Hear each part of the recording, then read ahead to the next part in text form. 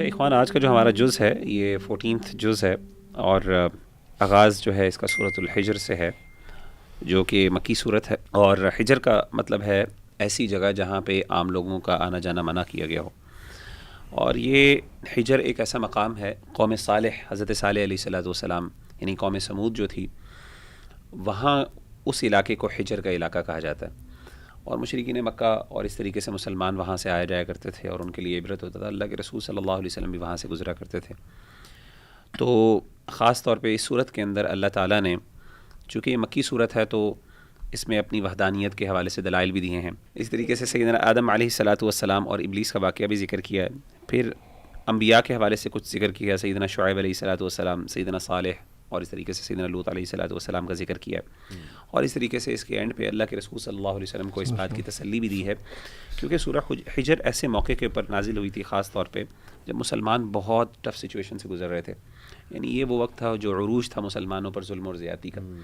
تو اس موقع کے اوپر اللہ تعالیٰ نے یہ دلائل دیے، اور یعنی ان کو خاص طور پہ بڑی انٹرسٹنگ بات یہ ہے کہ کفار مکہ کو دکھایا کہ تم جس کو جو ہے وہ، بلکہ اگر آپ دیکھیں کہ اس کا آغاز کیا ہے، ربما یود الذین کفروا لو کانوا مسلمین، یعنی بار بار یہ کافر لوگ تمنا کریں گے کاش وہ مسلمان ہوتے.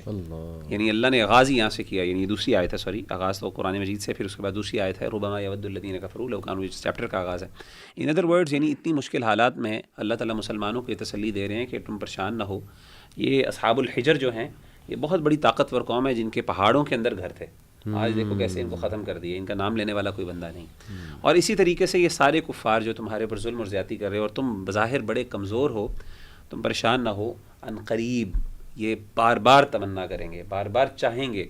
and they would continue to wish that they were believers, they were Muslims. سبحان اللہ. تو یہ بہت پروفاؤنڈ سورہ میری نظر میں ہے اس حوالے سے مسلمانوں کی جو ہے نا وہ ان کو ثابت قدمی کے لیے. اچھا مغیرہ، یہ سورت ون آف دا سورت ہے جس میں اللہ تعالیٰ نے آدم علیہ السلام کا اور ابلیس کا جو ہے نا وہ واقعہ ذکر کیا ہے.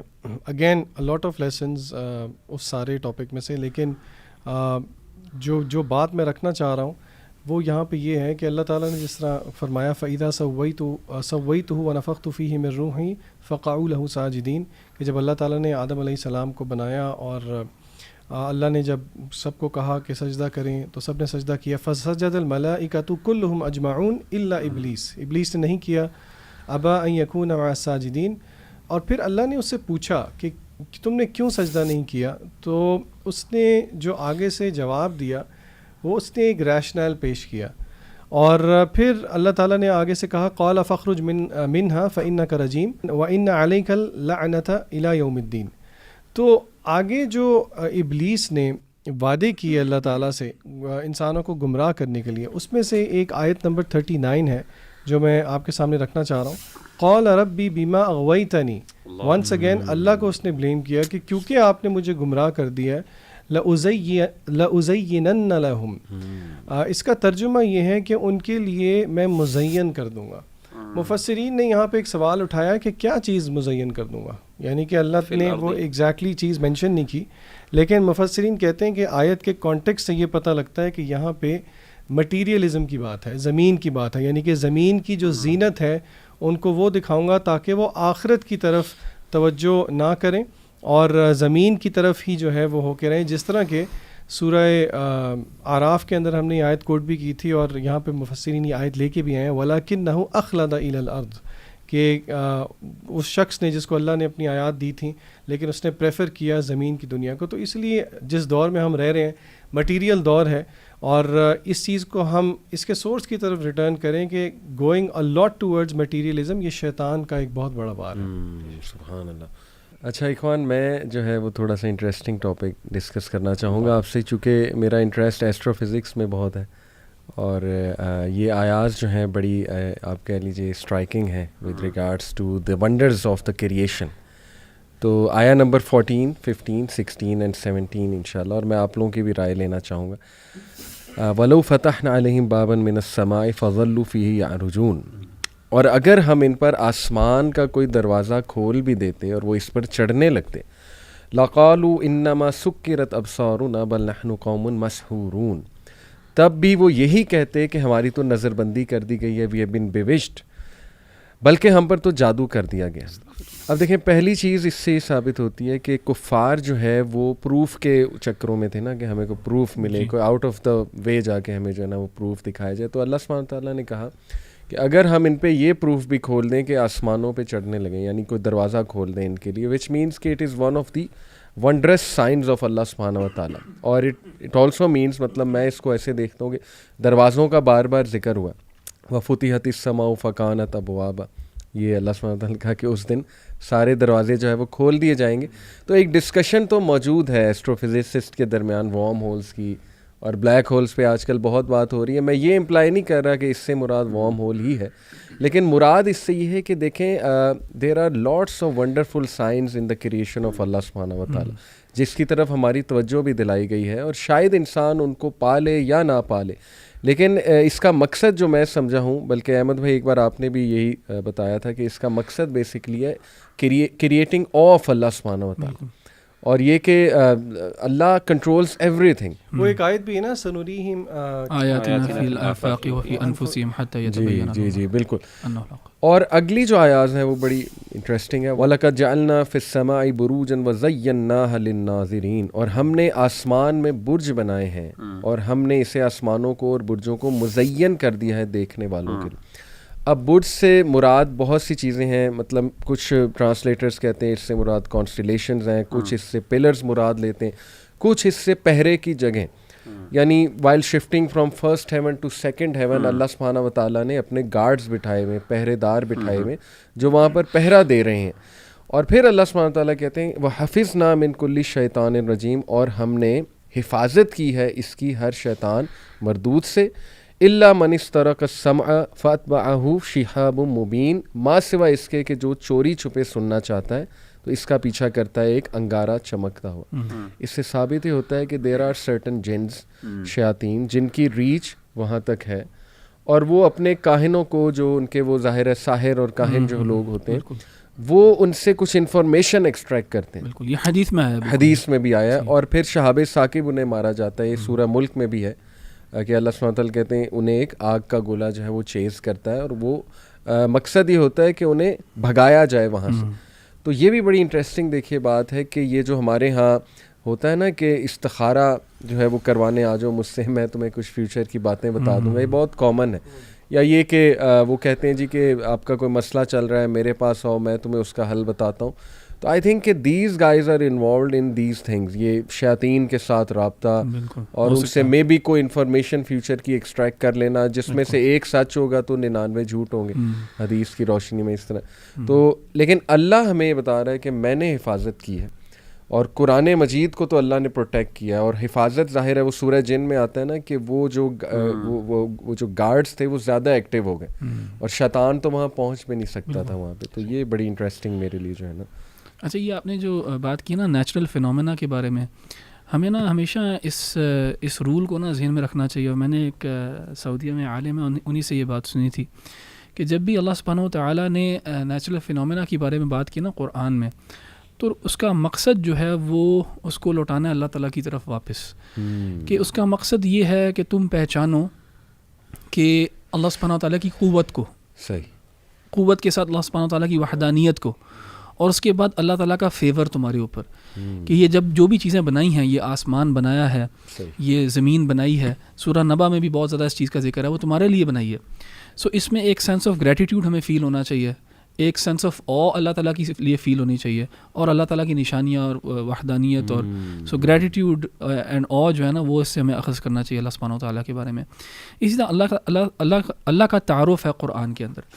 کچھ علماء نے قرآن کو نا 3 حصوں میں ڈیوائڈ کیا. تو ایک حصہ کہتے ہیں کہ قرآن میں احکام ہے, دوسرا حصہ قرآن میں اخبار ہیں, یعنی information about the past, the present and the future, and پھر جو تیسرا اس کا سبجیکٹ میٹر ہے وہ اللہ ہمسیلف ہے, یعنی توحید ہے. اور اللہ اپنا تعارف کراتا ہے قرآن میں, اور اپنی صفات جو ہے گناتا ہے انسانوں کو. لیکن کبھی کبھار ایسے ہوتا ہے کہ ہم اللہ سبحانہ و تعالیٰ کو پہچانتے نہیں ہیں جس طرح وہ چاہتا ہے کہ ہم اس کو پہچانیں, کیونکہ اللہ سبحانہ و تعالیٰ نے نا اپنی دونوں قسم کی ایٹریبیوٹس جو ہے نا مینشن کیے ہیں, جو کہ فار ایگزامپل اسی صورت کے اندر اللہ تعالیٰ کہتے ہیں رسول اللہ صلی اللہ علیہ وسلم کو, نبئ عبادی, کہ میرے بندوں کو بتا دو, انی انا الغفور الرحیم, کہ میں غفور الرحیم ہوں. اور یہ سبجیکٹ جو ہے بہت زیادہ مینشنڈ ہے قرآن کے اندر کہ اللہ سبحانہ و تعالیٰ از دی موسٹ مرسیفل. لیکن جو اگلی والی بات ہے نا, جو اگلی آیت ہے وہ ہم بھول جاتے ہیں کبھی کبھار, جس میں اللہ تعالیٰ کہتے ہیں وَأَنَّ عَذَابِي هُوَ الْعَذَابُ الْأَلِيمُ, کہ اور میرا عذاب جو ہے وہ سب سے دردناک عذاب ہے. اور جیسا سورہ بروج میں بھی آیا إِنَّ بَطْشَ رَبِّكَ لَشَدِيدٌ, کہ اللہ تعالیٰ کی جو پکڑ ہے بڑی سخت ہے. تو کبھی کبھار ایسے کرتے ہیں ہم کہ, اور شیطان انسان سے کرواتا ہے یہ کہ اللہ تعالیٰ کی جو رحمت ہے اس میں اتنی زیادہ امید ہو جاتی ہے انسان کو کہ وہ اللہ تعالیٰ سے ڈرنے کم لگ جاتا ہے. اور اسی طرح اللہ تعالیٰ نے قرآن میں کہا نا کہ یا ایھا الانسان ما غرک بربک الکریم, کس چیز نے تمہیں تمہارے رب سے نا جو ہے وہ کیا, دھوکے میں ڈالا. کہ اللہ تعالیٰ ہے رحمان اور رحیم ہے, کریم ہے, لیکن اس کی پکڑ بھی بڑی سخت ہے. تو ان دونوں چیزوں کو بیلنس کرنا, اور ابن القیم جو ہے نا بڑی ایک زبردست اور خوبصورت انالوجی اس کے بارے میں بیان کرتے ہیں فیئر اینڈ ہوپ کے بارے میں, کہ اللہ تعالیٰ کے کی مرسی میں اور ریوارڈ میں انسان کو ہوپ فل ہونا چاہیے. یہ ایک جذبہ ہے جو اللہ تعالیٰ کے ساتھ انسانوں کو رکھنا چاہیے, لیکن ساتھ ساتھ ڈر بھی ہونا چاہیے.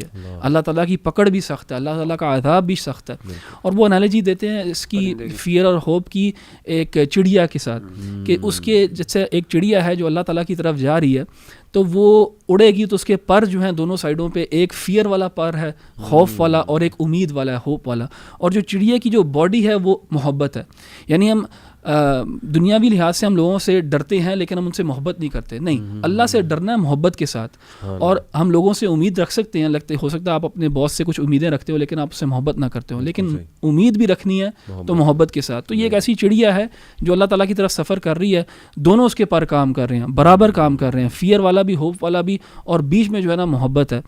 اور ایک دفعہ میں شیخ صالح منجد کو سن رہا تھا, اور وہ کہہ رہے تھے کہ جوانی کے دور میں نا انسان کا جو ڈر ہے نا اللہ تعالیٰ کے بارے میں وہ غالب ہونا چاہیے, کیونکہ جوانی کا دور ایسا ہے کہ اس میں نا انسان کی ڈیزائرز جو ہیں اس کو پل کر سکتی ہیں, اور ہی نیڈز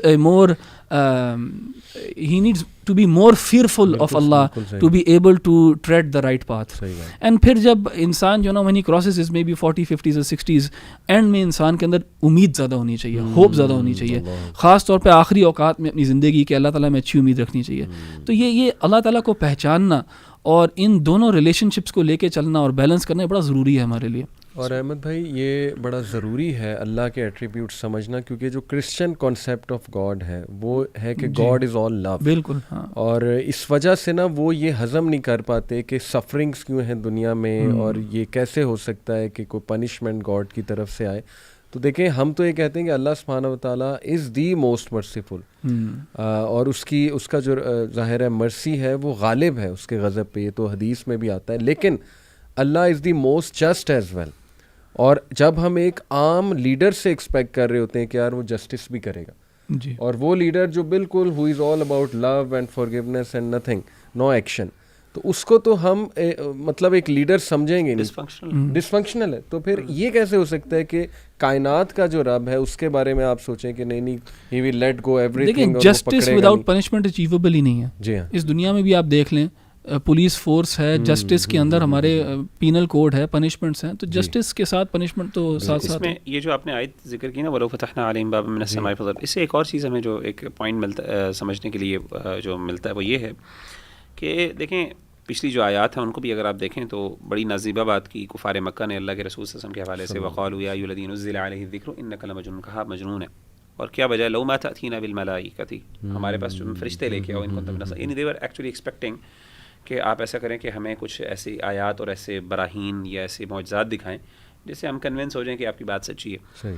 اچھا آگے چل کے اللہ تعالیٰ نے نا یہ مثال, اللہ نے کہا کہ دیکھو وَلَوْ فَتَحْنَا عَلَيْهِمْ بَابًا مِنَ السَّمَاءِ, اگر ہم آسمان کے دروازے تمہارے لیے کھول دیں, فَظَلُّوا فِيهِ يَعْرُجُونَ, اور یہ اوپر چڑھ جائیں, لَقَالُوا إِنَّمَا, یعنی یہ آسمان کی جو ملکوت ہیں اور آسمان کی جو اللہ کے رسول صلی اللہ علیہ وسلم نے باتیں ان کے بارے میں بتائی ہیں, فرشتے اور یہ ساری چیزیں دیکھ لیں, لَقَالُوا إِنَّمَا سُكِّرَتْ أَبْصَارُنَا, تو پھر بھی یہ کہیں گے کہ ہماری آنکھوں, ہمیں نہیں, ہم بی آر بیوچڈ, یعنی ہم پہ جادو کر دیا گیا, علیاذ باللہ. اس کا مطلب یہ ہے کہ اصل میں معجزوں کا تقاضا کرنا, یعنی ایکسپیکٹ کرنا اللہ تعالیٰ سے کہ جی مجھے کوئی معجزات دکھائے جائیں، یہ سپر نیچرل ہیپننگز میرے ساتھ ہوں تب جا کے میں ایمان لے کے آؤں گا، یہ کوئی بڑا پسندیدہ بات نہیں ہے. یعنی یہ وہ ان لوگوں کا تقاضا ہے جو اللہ معاف کرے جن کے لیے قرآن و سنت کے دلائل یا براہین کافی نہیں ہیں، یا جن کے نزدیک جو ہے نا یعنی سبجیکٹ میٹر جو ہے وہ امپورٹنٹ نہیں ہے، بلکہ سپر نیچرل اور اس طرح کی چیزوں سے وہ امپریس ہوتے ہیں. اللہ معاف کرے. اور آپ دیکھیں کہ انسانوں کی یہ ٹینڈنسی ہے علی بھائی. آپ دیکھیں مارول مووی جو ہے، یعنی ایک زمانہ تھا کہ ہم کبھی سوچ بھی نہیں سکتے تھے کہ یہ سپر مین جو ہے بچوں کی چیزیں سمجھا کرتے تھے، کارٹونز، یہ سپر مین، بیٹ مین، یہ وہ. اب اللہ معاف کرے ان کے اوپر موویز آ گئی ہیں اور اتنا زیادہ ان کے اوپر بجٹ لگ رہا ہے، اللہ معاف کرے. اور ایک ہوتا ہے نا کہ بیٹ مین کی ایک مووی نہیں، سیریز چل رہی ہیں، مطلب ملٹیپل موویز لگائی جا رہے ہیں. اسپائڈر مین کے 3-4 ورژنز آ گئے ہیں. So in other words, supernatural, we are impressed by the supernatural. We have obsession with the supernatural. قرآن مجید میں اللہ تعالیٰ نے معجزات کا تقاضا پسند نہیں کیا. ایک مسلمان اور سچے مسلمان جو تھے، مومن تھے، خاص طور پہ صحابہ بھی دیکھ لیں، ابو بکر، عمر، جو بڑے بڑے صحابہ تھے جو جن کو ہم اصحاب یعنی مقربین کہتے ہیں، یا پھر they were not actually impressed by the Prophet صلی اللہ علیہ وسلم's معجزات. They were actually impressed by Prophet's character. Subject matter Quran itself is important. تو میں سمجھتا ہوں کہ اصل میں جس بندے نے ایمان لے کے آنا ہوتا ہے نا، اس کو یہ معجزات کافی نہیں ہوتے. یعنی اللہ کہتے ہیں کہ آپ دکھا بھی دیں پھر بھی کوئی فرق نہیں پڑے گا. اور جس نے ماننا ہوتا ہے وہ سبجیکٹ میٹر کو دیکھ کے قرآن کو پڑھ کے ہی مان لے گا. تو اسی لیے ہمیں اللہ سے اس طرح کی ایکسپیکٹیشن سپر نیچرل کی جو ہے نا وہ نہیں رکھنی چاہیے. اس آیت سے بھی پتہ چلتا ہے. بالکل. اور مغرب بھائی آپ نے یہ باتیں کی نا کہ رسول اللہ صلی اللہ علیہ وسلم کو یہ کیا کہا کرتے تھے، وہ کیسے ایک لحاظ سے پریشر کر رہے تھے. تو یہاں پہ اللہ سبحانہ وتعالیٰ کہتے ہیں وَلَقَدْ نَعْلَمُ أَنَّكَ يَضِيقُ صَدْرُكَ بِمَا يَقُولُونَ. صحیح کہہ رہے ہیں کہ ہمیں پتہ ہے، اللہ تعالیٰ کہتے ہیں ہمیں پتہ ہے، آیت نمبر 97. ہاں آیت نمبر 97 کہ ہمیں پتہ ہے کہ تمہارا جو سینہ ہے وہ کس طرح کنسٹرکٹ ہو جاتا ہے اس چیز کے اوپر جو تم سنتے ہو ان کو کہتے ہوئے.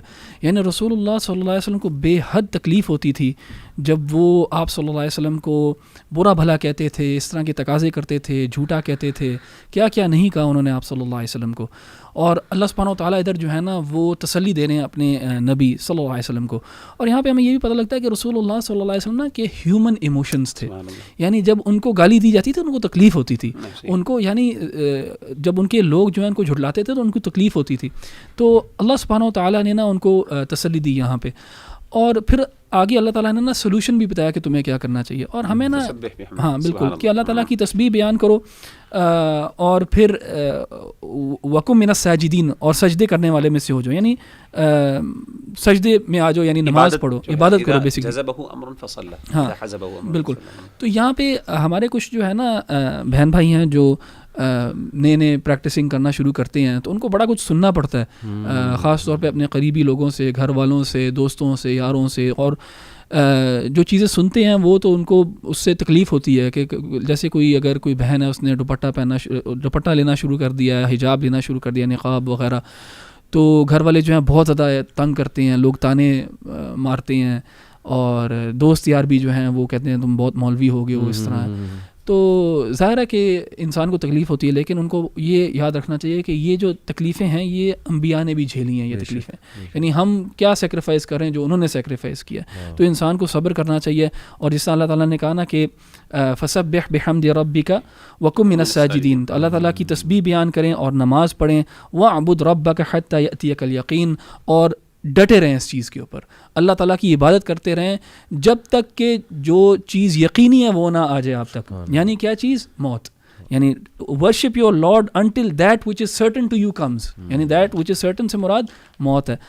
اچھا، اسی آیت سے مجھے یاد آیا کہ کچھ ڈیوینٹ گروپس ہیں جو کہتے ہیں کہ اگر آپ ایک درجہ یقین تک پہنچ جائیں نا پھر آپ کو عبادت کی ضرورت نہیں ہے، پھر آپ کو جو ہے نا نماز پڑھنے کی ضرورت نہیں ہے. اور اس آیت سے جو ہے نا استدلال کرتے ہیں کہ وَاعْبُدْ رَبَّكَ حَتَّى يَأْتِيَكَ الْيَقِينُ، جب تک یقین کا سرٹنٹی کا لیول نہیں آپ نے ریچ کر لیا نا تب تک آپ نے عبادت کرنی ہے. جب آپ نے وہ ریچ کر لیا پھر نماز وغیرہ شریعت جو ہے نا آپ کے اوپر فرض نہیں ہے. اور یہ اتنا ایک غلط کانسیپٹ ہے. اور اگر آپ اس سے یہ مراد لے رہے ہیں تو پھر اس کا مطلب رسول اللہ صلی اللہ علیہ وسلم اور صحابہ وہ تو کبھی بھی یقین کے لیول تک پہنچے ہی نہیں. تو یقین سے یہاں مراد جو ہے وہ ہے ڈیتھ، موت. بالکل صحیح. مغیرہ آپ نے جو بات کی، سوری اس میں ایک ایڈ کر دوں، مجھے کسی نے بتایا حضرت علی کا قول، اب پتہ نہیں ہے کہ نہیں لیکن بات بڑی خوبصورت ہے.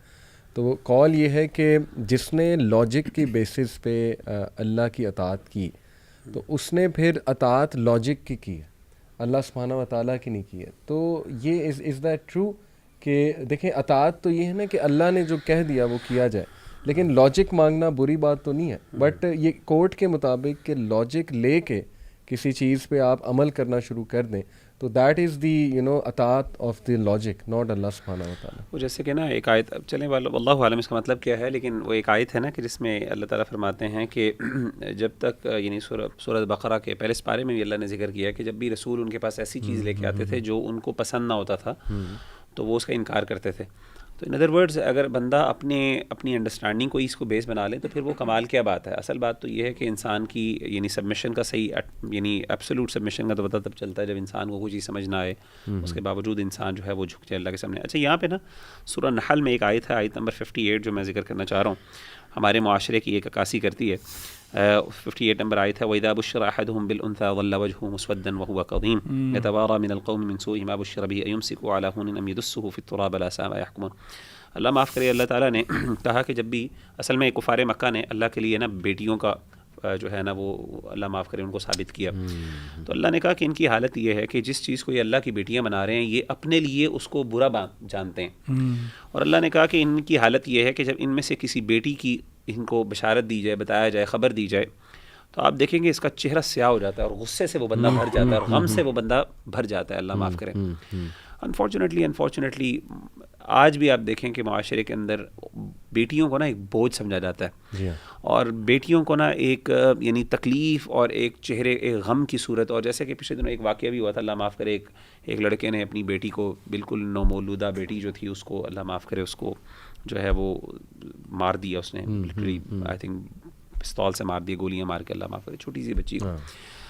تو کہنے کا مطلب ہے کہ یہاں پہ اللہ تعالیٰ نے جس انداز سے اللہ نے کہا کہ ان کی حالت یہ ہے کہ پھر یہ اپنی یعنی ایسا بندہ جو ہے اپنے چہرے کو چھپاتا پھرتا ہے لوگوں سے, یعنی اور معاشرے کی ایک نا گندگی کو اللہ نے ظاہر کیا. تو میں سمجھتا ہوں کہ آج کل جو ہے نا اس چیز کی بہت ضرورت ہے کہ ہم خاص طور پہ اس کے مخالف چلتے ہوئے بیٹیوں کو جو ہے نا وہ ایک, اور اس کے لیے بہت سے احادیث بھی ہیں فضیلت پہ بھی کہ جس کی جو بیٹیاں اللہ نے ہوں اور بیٹا نہ ہو اور اس کے بعد اس نے اس کی اچھی پرورش کی ہو تو جنت کے اندر اس کے لیے کیا کیا مقامات ہیں. مطلب وہ ایک ساری چیزیں ہیں. تو کہنے کا مطلب ہے اللہ معاف کرے اس میں نا یہ چیز بہت ہمیں نہ سمجھنے والی. اور آخری چیز اس میں خاص طور پہ میں ذکر کرنا چاہتا ہوں علی بھائی, وہ یہ ہے کہ نا سورہ نحل کی آیت نمبر 97 ہے جو بڑی جو ہے نا وہ کوٹ کی جاتی ہے, اور میں سمجھتا ہوں کہ یہ بڑی کنفیوژن ہے اس حوالے سے جو آلریڈی تھوڑی سی ڈسکس ہو چکی ہے, لیکن میں جس پہ ایک پوائنٹ آؤٹ کرتا ہوں. آپ نے فرمایا کہ اللہ تعالیٰ فرماتے ہیں من عمل صالحا من ذکر او انثی وهو مؤمن فلنحيينه حیاتا طیبہ, کہ وہ بندہ جس نے نیک عمل کیے چاہے وہ مردوں میں سے ہو یا عورت میں سے ہو تو ہم اس کو ضرور کوئی پاکیزہ زندگی دیں گے. اب پاکیزہ زندگی سے مراد کیا آگے وہ میں ذرا وضاحت کرنا چاہتا ہوں. وَلَنَجْزِيَنَّهُمْ أَجْرَهُمْ بِأَحْسَنِ مَا كَانُوا يَعْمَلُونَ. اللہ کہتے ہیں کہ ہم ان کو جزا دیں گے, ان کا اجر بہت اچھا اجر ما كانوا يعملون جو وہ عمل کرتے تھے اس کے بدلے. اب ہمارے یہاں عام طور پہ ایکسپیکٹ یہ کیا جاتا ہے کہ جب ہم دین پر چلے ہیں تو دین پہ چلنے کا مطلب یہ ہے کہ اب ہماری جو ہے نا دنیا ہمارے لیے بہت آسائشوں والی ہو جائے, مال و دولت ہمیں ملنا شروع کر دے, ہم پر مشکلات ختم ہو جائیں, تکلیفیں, کیونکہ اب ہم اللہ کے پیارے ہو گئے ہیں. مطلب یہ کانسیپٹ ہے پاکیزہ زندگی. اور ہم یہ آیت بعض اوقات کوٹ کرتے ہیں کہ دیکھیں اللہ نے کہا کہ اچھی زندگی ملے گی, دنیا جہان کی کامیابی ملے گی. اس کا مطلب ذرا سن لیں, میں سمجھتا ہوں کہ وہ بڑا امپورٹنٹ ہے. مفسرین نے, میں نے آج تھوڑا سا مفسرین کی کچھ آراء نکالی اور میں نے کہا کہ وہ کس طریقے سے انہوں نے بیان کیا. سبحان اللہ, آپ حیران ہوں گے, ناٹ اے سنگل مفسر ایکچولی یعنی اس کو یہ بتایا کہ اس کا مطلب یہ ہے کہ مشکلات آنا بند ہو جائیں گی. کسی ایک مفسر نے یہ نہیں کہا کہ دنیا جو ہے نا اس میں مال و دولت ملنا شروع کر دے گا. کیا کیا چیزیں بیان کی, سبحان اللہ. ایک مفسر کہتے ہیں کہ سب سے پہلے قناعت ملنا شروع ہو جائے گی. قناعت حیاتن طیبہ کا مطلب ہے کہ انسان جو ملا اس پہ سیلف سفیشنسی, یعنی کنٹینٹمنٹ, یعنی انسان کو جو ملے گا انسان اس پہ کنٹینٹ ہو جائے گا کہ یار سبحان اللہ میرے پاس جو ہے بہت ہے. یہ بہت بڑی دل کا غنا ہے. دوسری وہ کہتے ہیں کہ نفس کا سکون, تیسرے کہتے ہیں دل کا اطمینان, ایک کہتے ہیں اللہ سے محبت, ایک کہتے ہیں عبادت میں لذت, ایک کہتے ہیں ایمان کی حلاوت, اور ایک کہتے ہیں حلال رزق, یعنی رزق ہو لیکن وہ حلال. تو یعنی اللہ کا حلال رزق ملنا یہ بھی اللہ کی طرف سے پاکیزہ زندگی کی علامت ہے. تو کہنے کا مطلب ہے کہ یہ چیز ہمیں وضاحت کرنی چاہیے کہ اصل جو کامیابی کی چیزیں نا وہ یہ چیزیں ہیں کہ انسان ایمان میں لذت محسوس ہو, اللہ کا قریب, اللہ کی محبت انسان کو ملنا شروع ہو جائے, انسان کنٹینٹ ہو جائے, مطمئن ہو جائے, پرسکون ہو جائے, حالات جیسے مرضی ہوں اللہ معاف کرے, غربت بھی ہو, فقر بھی ہو, حلال کھا رہا اور کھلا رہا ہو, سبحان اللہ. تو کہتے ہیں اس سے بڑی یہ ہے اصل میں حیاتن طیبہ. بہت بہت امپورٹنٹ تھا یہ ایکسپلین کرنا. اچھا مغیرہ بھائی, آپ نے ادھر مینشن کیا نا بیٹیوں کے بارے میں, مجھے تو خیر سمجھ نہیں آتی کہ کیسے لوگ یہ چیزیں سوچ سکتے ہیں, کیونکہ میری اب بیٹی ہے, مجھے اتنا زیادہ لگاؤ ہے اپنی بیٹی سے کہ مجھے اپنے بیٹے کے ساتھ اتنا نہیں ہے. اور میں میرے دونوں بچے جو ہیں وہ بہت قریب ہیں اپنی عمر میں نا, تو میں کبھی کبھار کچھ گلٹی فیل کرتا ہوں کہ میں اپنے بیٹے کو وہ اٹینشن نہیں دیتا اور وہ پیار نہیں دیتا جو بیٹی کو دیتا ہوں. تو بیٹیاں جو ہیں اللہ تعالیٰ کی اتنی بڑی نعمت ہے. بلکہ مجھے یاد ہے میری جب بیٹی پیدا ہوئی تو جب ہم سیکنڈ چائلڈ ایکسپیکٹ کر رہے تھے تو ہمیں ڈاکٹرز نے بتایا تھا کہ بیٹی ہوگی. تو میں بہت ہی خوش تھا, میں نے کہا 2 بیٹیاں ہوں گی, آگے پیچھے عمر ہے ان کی, کھیلیں گی آپس میں. تو ہوا وہ بیٹا ہے, بالکل اینڈ میں ہمیں پتہ لگا کہ اچھا وہ بیٹا ہے. تو میں تھوڑا سا بلکہ اپوزٹ ہوا میرے ساتھ, میں تھوڑا سا سیڈ ہوا کہ اچھا یہ تو بیٹا ہو گیا. لیکن الحمدللہ جو بھی اللہ تعالیٰ دے اس میں نا برکت ہے. لیکن بیٹیاں جو ہے نا یقین کریں باپ کے لیے تو بیٹی بہت بڑی چیز ہے. ہم شاید اس کو نا ریلیٹ نہیں کر پا رہے کہ وہ کس طریقے سے اللہ معاف کرے معاشرے میں کیسے یار, یعنی وہ دیوان, وہ کتنی, یعنی میں سمجھتا ہوں حیوانگی ہے. ہاں بالکل. اور کتنی وحشت ہے ایسے کردار کے اندر جس کے اندر بندہ بیٹی کو جو ہے نا اللہ معاف کرے اس, یعنی عورت بیٹی کا ہونے کا مطلب یہ ہے کہ ایک نرم دل, محبت, یہ دس چیز امبوڈیمنٹ آف دیٹ تھنگ. اور آپ اتنی وحشت اس کے ساتھ زندہ دفن کر دینا, اللہ معاف کرے, اور اس کو مار دینا. اچھا مجھ سے نا ایک اسٹوڈنٹ نے ایک بار پوچھا تھا کہ سر اس آیا میں تو ڈیگریڈ کیا جا رہا ہے عورت ذات کو, یعنی اللہ سبحانہ تعالیٰ کہہ رہے ہیں نا کہ تم جب خود بیٹیاں پسند نہیں کرتے تو اللہ کے لیے کیوں کرتے. تو میں نے اسے یہ جواب دیا کہ دیکھو اس میں تو اللہ سبحانہ تعالیٰ قریش مکہ کی سائیکالوجی کو جو ہے وہ طنز کر رہے ہیں کہ اپنے لیے جب تم بیٹی پسند نہیں کرتے تو رب العالمین کے لیے کیسے تم جو ہے یہ بات کر رہے ہو. اس میں کوئی ڈیگریڈیشن نہیں, تو یہ بھی سمجھنے کی ضرورت ہے. بلکہ قرآن میں اور جگہوں پہ اللہ تعالیٰ نے جب کہا کہ جب ہماری طرف وہ بیٹا منسوخ کرتے ہیں تو پھر اللہ تعالیٰ کو کتنا غضب اللہ تعالیٰ کا, ادھر تو بیٹے کا ذکر ہے. بالکل ادھر بیٹے کا. اچھا یہ میں لاسٹ اپنی ریفلیکشن سورہ نحل آیت نمبر 90, اس میں 3 ڈوز ہیں اور 3 ڈونٹس ہیں اور بہت جامع ہیں. اینڈ دیٹ از ان اللہ یأمر بالعدل والاحسان وایتاء ذی القربی. اللہ یقیناً اللہ تمہیں حکم دیتا ہے نمبر 1 عدل کا, نمبر 2 احسان کا, اور نمبر 3 قرابت داروں کو ان کے حقوق ادا کرنے کا. وینہی عن الفحشاء والمنکر, اور اللہ تمہیں روکتا ہے بے حیائی سے, برائی سے, والبغی اور سرکشی سے. یعظکم لعلکم تذکرون, اور وہ تمہیں نصیحت کرتا ہے تاکہ تم سبق حاصل کرو. اس میں یہ میں کوئکلی ایکسپلین کر دیتا ہوں. دیکھیں یہ جو 3 ڈوز اور ڈونٹس ہیں ان میں نمبر 1 العدل ہے. العدل میں نمبر 1 تو جسٹس ہے, اور نمبر 2 ماڈریشن بھی ہے. Moderation in all aspects of, اعتدال, آل ایسپیکٹس آف لائف. الاحسان سے مراد ہے good treatment to others, to forgive, to give more than the right of the other person, excellence and pure intention and worshipping Allah subhanahu wa ta'ala in the most beautiful manner. اور جو ایتاء ذی القربی ہے, to fulfill the rights of the relatives and helping them in times of need. اور یہ صلہ رحمی ہے کہ اس رشتہ دار کی ہیلپ کی جائے جس نے آپ کی ہیلپ کبھی نہیں کی, یہی تو اصل میں ٹیسٹ ہے. اور الفحشاء یہ تمام وہ چیزیں which are immodest, immoral, obscene اور vulgar. They are not to be fit, they are not fit to be seen or heard. Example, adultery, theft, robbery, drinking, gambling, begging, abusive language or pornography obviously. Munkar applies to all those evils which have been always universally regarded as evils and have been forbidden by all divine systems of law. ہر وہ چیز جو universally acknowledged ہے کہ یہ چیز غلط ہے وہ منکر کہلائے گی. جیسے جھوٹ بولنا, جھوٹی گواہی دینا, یہ منکر ہے. اور البغی applies to those vices that transgress the limits and violate the rights of others, whether those of Allah or of people. یعنی حد سے تجاوز کر جانا, حد پار کر جانا اللہ کے ساتھ ٹریٹمنٹ میں, پلس یعنی اللہ کے ساتھ چلنے میں, پلس لوگوں کے ساتھ چلنے میں. تو دیکھیں اس میں یہ ہمارے لیے ٹو ڈو لسٹ ہے کہ یہ 3 چیزیں ساتھ رکھو اور ان 3 چیزوں کو جو ہے اوائڈ کرتے رہو. اور پھر اللہ تمہیں باقاعدہ نصیحت کر رہا ہے تاکہ تم لوگ کامیاب ہو جاؤ, تاکہ تم لوگ فلاح پا جاؤ. تو دس از بیوٹیفل. بڑا بیوٹیفل. جزاک اللہ خیر.